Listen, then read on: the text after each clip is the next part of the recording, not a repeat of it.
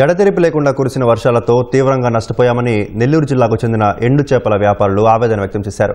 కోవూరులోని 3 వీధుల్లో 70 ఎండు చేపల విక్రయ దుకాణాలున్నాయి. వర్షాలకు దుకాణాలు తీయకపోవడం వల్ల గోదాముల్లో ఉన్న చేపల నిల్వలు కుళ్లిపోయాయి. ప్రతిరోజు చేపలకు ఎండ తగలాలని 15 రోజులుగా గోదాములకే పరిమితం కావడం వల్ల చేపలు పురుగులు పట్టిపోయాయని వ్యాపారులు వాపోయారు. వర్షాలతో కుదేలైన తమను ప్రభుత్వం ఆదుకోవాలని వేడుకుంటున్నారు. నష్టం వాన వల్ల మొత్తం తడిచిపోయి ముద్దయిపోయి చేపలు కూడల మేతలకు వేయాల్సిన పరిస్థితి వచ్చేసింది. కేజీ 250 అట్ట అమ్మితే ఇప్పుడు కేజీ 40 రూపాయలు అట్ట ఇచ్చేయాల్సి వస్తుంది. వానకి తడిచి ఎండబెట్టుకోలేక ఇబ్బంది అయిపోయింది. ఒక 4 లక్షల సరుకు తెచ్చింటే కొట్లో ఉండింది సామే, మొత్తం లాసే. ప్రభుత్వం తరపున మమ్మల్ని ఆదుకోవాలని కోరుకుంటున్నాం. 10-12 రోజుల నుంచి వర్షాలు పడ్డాయి, చేపలన్నీ పాసిపోయాయి, చాలా నష్టపడిపోయాము. ఇవన్నీ ఒకవేళ ఆరేసినా మేము 10 రూపాయల లెక్క 5 రూపాయల లెక్క ఇవ్వాల్సిందే. ఇవన్నీ వేస్ట్ అయిపోయాయి. మాకు చేపలు చాలా నష్టం వచ్చేసింది.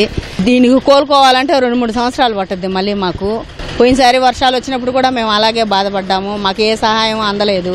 దీనికి ఒక ప్లాట్ఫారం కట్టిస్తే మాకు కొంచెం సంతోషంగా ఉంటుంది. 10 రోజులు వాడడం వల్ల ఇలా చేపలన్నీ కుళ్ళిపోయినాయి. బాగా నష్టపోయాము.